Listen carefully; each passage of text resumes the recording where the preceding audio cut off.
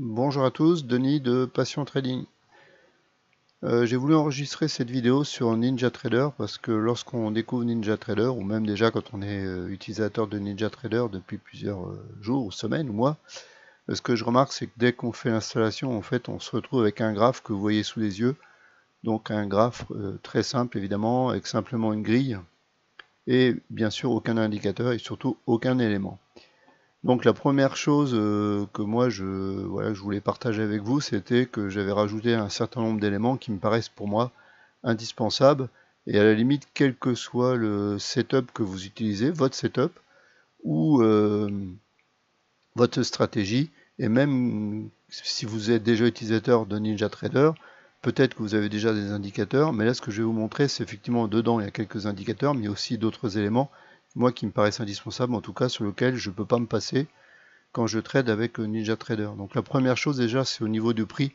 Moi, j'aime pas cette présentation là où on a le cours qui est directement très près de, voilà, du prix.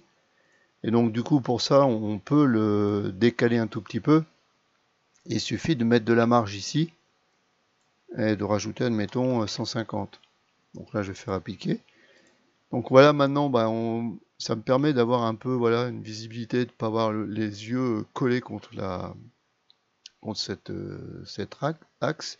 Et pour le coup, du coup, là, moi, je vois pas la ligne. Donc, dans le graphe que je vais vous proposer, dans le template que je vais vous proposer, que vous pourrez télécharger, vous trouverez le lien voilà, en description sous la vidéo. Ben, on va regarder, en fait, c'est cette ligne-là. Donc, je vais vous montrer le graphe avec tous les indicateurs, enfin, tous les éléments. On va dire, il n'y a pas que des indicateurs, il y a plutôt des éléments aussi. On va commencer par le premier. Voilà, donc vous voyez, il n'y a rien d'extraordinaire, mais c'est quand même des choses, moi, qui me paraissent indispensables. Alors, première chose, vous voyez, la ligne de prix, vous voyez que maintenant elle est indiquée. Et donc vous pouvez la... Alors je me suis trompé. Vous pouvez la... vous faites indicateur et price line et vous voyez que vous allez pouvoir la paramétrer tout simplement. Donc le bar time counter, bah, en fait c'est ce décompte. Donc moi je peux pas me passer de ça parce que j'ai besoin de savoir à quel moment la bougie elle va clôturer. Donc là si je me mets admettons 5 minutes, voilà, ça va se recaler. Et vous voyez, il me reste 1 minute sur cette bougie-là. Donc ça, c'est pour moi, ça me paraît indispensable de savoir à quel moment on est dans la bougie, surtout si vous tradez sur des time frames un peu importants. Ensuite, Zombie 2 Price Info, c'est les informations que vous avez là. Donc là, en gros, enfin en affichage gros, vous avez le prix, le spread par rapport au broker que j'utilise ici, enfin là, et le flux, je dirais, d'infos. Là, je suis sur un marché futur. Et surtout, ce qui est intéressant, c'est que vous avez l'ATR. Et l'ATR, en face, vous avez la valeur en dollars, en fonction évidemment de l'actif ou de l'instrument que vous êtes tradé. Donc là, on est sur le DO. Et donc effectivement, 19 d'ATR, ça fait bien 45 dollars. Parce que si on avait 10, ça ferait 10 points. Et 10 points en un lot, ça fait bien 50 dollars. Donc ça, c'est vraiment intéressant parce que vous avez l'ATR en permanence. Et pour ceux qui font du scalping, bah, c'est bien de pouvoir surveiller ça en temps réel sans rajouter une courbe d'ATR. Vous avez tout ici. Vous avez Orderline Decorator. Alors, sur Zombie Prime, il faut que je vous montre quelque chose parce que je ne peux pas vous le montrer sans ça. Euh, Là, je vais prendre un trade n'importe comment, simplement pour vous montrer ce que ça va faire. Donc là, je vais faire un achat, hein. On va pas se prendre la tête. Voilà. Donc là, vous voyez, Zombie Price Info, ça vous donne, vous voyez, bon, je vais le décaler pour qu'on, si ça monte trop vite, qu'on ait le temps de regarder. Et vous voyez que ça nous donne les informations en temps réel de, évidemment, du gain ou de la perte.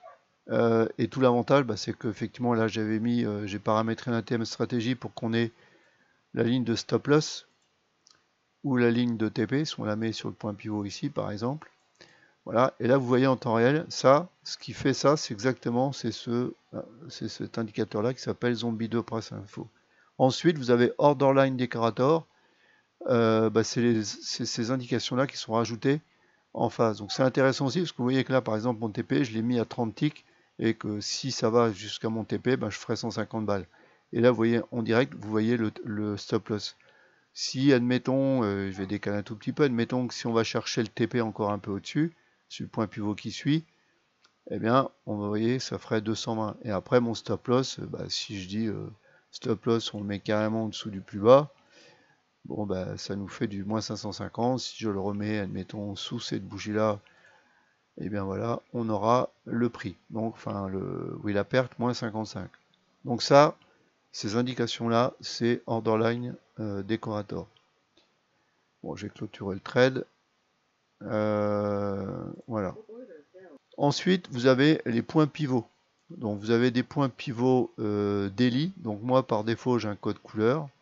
On va peut-être se mettre en 15 minutes. Voilà, et je vais réduire tout ça pour qu'on les voie un peu mieux. Voilà. Donc, les daily, vous les voyez, ils sont en bleu, point pivot. Vous avez les points pivots, alors tracés sur les Fibonacci. C'est les pivots Fibonacci comme c'est indiqué. Donc, weekly, ce sont les mauves. Et vous avez les monthly aussi qui sont plutôt en marron. Voilà, c'est les grands qui est ici. Vous avez le point pivot. D'ailleurs, les trois pivots en ce moment, ils sont pratiquement au même endroit. Ensuite, vous avez les Prior Day ou HLC et Prior Week. Ce sont les petits traits pointillés. Donc, on va agrandir comme ça. Petits pointillés comme ça, qui sont tout simplement les plus hauts et les plus bas donc du jour précédent et de la semaine précédente. Autre point que je ne peux pas me passer, moi évidemment, comme on est sur les marchés futurs, c'est la VWAP que vous voyez ici. Donc, je vais me ramener en 5 minutes. C'est la courbe que vous voyez en aqua, ici. Donc VWAP intéressant, surtout sur marché futur. En général, on est sur futur sur Ninja, donc c'est plutôt intéressant. Là, le 9 et le 15, en fait, c'est simplement les open. Vous voyez l'open. Ici, c'est ce trait-là, donc en fait, c'est le trait, c'est la ligne d'open donc de la session de Londres, et vous avez la ligne 15 qui est 15 heures. Enfin, c'est recalé en fait. Elle s'appelle pas 15, hein, mais c'est simplement dans le paramétrage. Vous regarderez, elle démarre bien à 15h30 et c'est l'open US. Donc ça, moi, je peux pas me, j'ai besoin de ces indications-là parce que dans mes stratégies, j'en ai besoin. Et je pense que tout à chacun, on devrait connaître, quelle que soit sa stratégie, les open, c'est toujours des zones de liquidité importantes, vous voyez bien. Donc ça, c'est très très important de les avoir. Ensuite, dans la même ordre d'idée, vous avez ici les petits pointillés qui sont en gold, donc ou jaune, et c'est la session asiatique. Donc moi, je l'ai fait à la fin, donc elle se termine évidemment à minuit. Et vous voyez, elle démarre. Donc là, on a le plus haut ici de la session asiatique et le plus bas. Et ça, c'est des zones qui sont très très pertinentes puisque vous voyez que aujourd'hui, au moment où j'enregistre la vidéo, vous voyez que la session de Londres, on est venu aller chercher le plus bas de la session asiatique et que ensuite, à la session américaine, au point près, on a fait déjà une première tentative ici. Donc, c'est ce qui s'appelle Open Range Indicator. Et je vais revenir sur cet indicateur-là.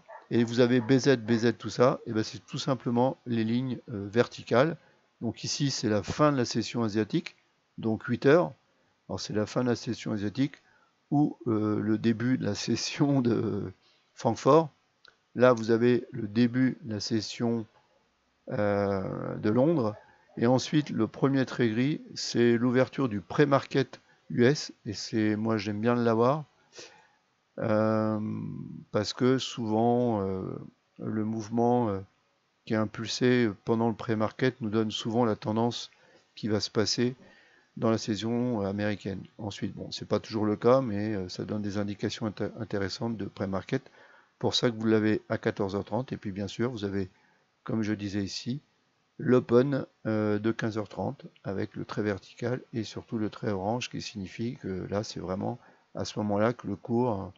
Et vous voyez que c'est une zone intéressante, hein, puisque au moment de l'open, on est redescendu, on était chercher un niveau, voire un plus bas de la semaine dernière, et on est revenu évidemment sur la zone de liquidité, et qui se trouve ici, donc au niveau de l'open. Et pour finir, vous voyez ici, ICT, FG, machin, etc. En fait, c'est de l'imbalance 1 minute. Si vous ne connaissez pas ce que c'est que l'imbalance, alors je vais me mettre en 1 minute déjà, parce que là, elle est représentée qu'en 1 minute. Bah, l'imbalance c'est 1 minute. Je vais pas vous faire un cours sur l'imbalance, mais pour ceux qui connaissent, je vais vous expliquer.